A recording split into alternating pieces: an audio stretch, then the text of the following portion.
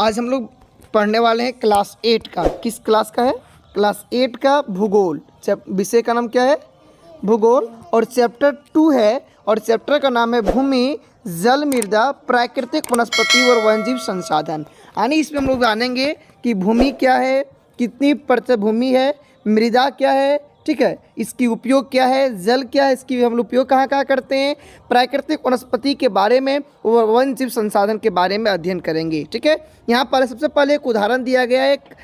उदाहरण क्या दिया है कि तंजानिया, उदाहरण दिया गया है कि तंजानिया अफ्रीका के एक छोटे से गांव में, तंजानिया एक लड़की का नाम है जो अफ्रीका के छोटे से गांव में मामा पानी लाने के लिए प्रातः सिर उठता है। ठीक है, यानी अफ्रीका में एक रहता है और उसे पानी लाने के लिए सुबह उठ के जाना पड़ता है। उसे बहुत दूर जाना पड़ता है, पानी लाने के लिए बहुत दूर जाना पड़ता है और वह कुछ घंटों के बाद लौटती है।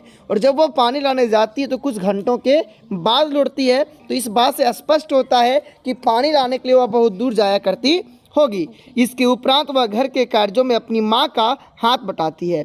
जब वहाँ से पानी लेकर आती है, इसके बाद घर में अपनी माँ के साथ मिलजुल कर क्या करती है, कामें करती है और अपने भाइयों की बकरियां के देखभाल में मदद करती है। और फिर अब जो उसके भाई बकरी का जो पालन करते हैं उसमें भी वह क्या करती है, देखभाल करती है। उसके पूरे परिवार के पास उनकी छोटी झोपड़ी के चारों ओर चट्टानी भूमि का एक भाग है और उसका जहाँ घर बना हुआ है उसके घर के चारों ओर क्या है, उसके घर के चारों ओर पहाड़ी है, चट्टान है। मामा के पिता कठिन परिश्रम के बाद कुछ मक्का और सेम उगा सकते हैं। उनके पिताजी बहुत परिश्रम करते हैं और बहुत परिश्रम करने के बावजूद वे वहाँ से कुछ मक्का और कुछ सेम उगा पाते हैं। कौन कौन? उनके पिताजी। कौन? उनके पिताजी। क्यों? क्योंकि उसके चारों ओर क्या है, चट्टान है। उनके घर के चारों ओर क्या है, चट्टान है। फिर दिया कि फिर भी यह उनके परिवार के साल भर खाने के लिए पर्याप्त नहीं है। फिर भी वह जितना उगा पाता है कि साल भर वह उससे खा भी नहीं सकती है। पीटर न्यूजीलैंड के भेड़ पालन प्रदेश के मध्यवर्ती भाग में रहता है। एक पीटर है जो न्यूजीलैंड के भेड़ पालन प्रदेश के मध्यवर्ती भाग में रहता है, जहाँ उसका परिवार ऊन परिक्रमण करने का कारखाना चलाता है। जहाँ उनका परिवार क्या करता है, ऊन बनाने के कारखाना में काम करता है, उस कारखाने को संचालित करता है, उस कारखाने को चलाता है। ठीक है, प्रतिदिन जब वह प्रतिदिन स्कूल से लौटता है तो पीटर अपने चाचा को ये अपनी भेड़ों की देखभाल करते हुए देखता है। तो क्या देखता है कि जो चाचा जी हैं, उनके जो चाचा जी वह क्या कर रहे हैं, भेड़ की देखभाल कर रहे हैं। क्या कर रहे हैं? भेड़ की देखभाल कर रहे हैं। उनका भेड़ों का बड़ा कुछ दूरी पर पहाड़ियों से लगे हुए एक विस्तृत घास के मैदान पर स्थित है। उनका जो भेड़ों का जो बाड़ा है ना, कुछ दूरी पर पहाड़ियों से लगे, कहाँ से लगे हुए, पहाड़ियों से लगे हुए एक विस्तृत घास के मैदान है। किसके मैदान है?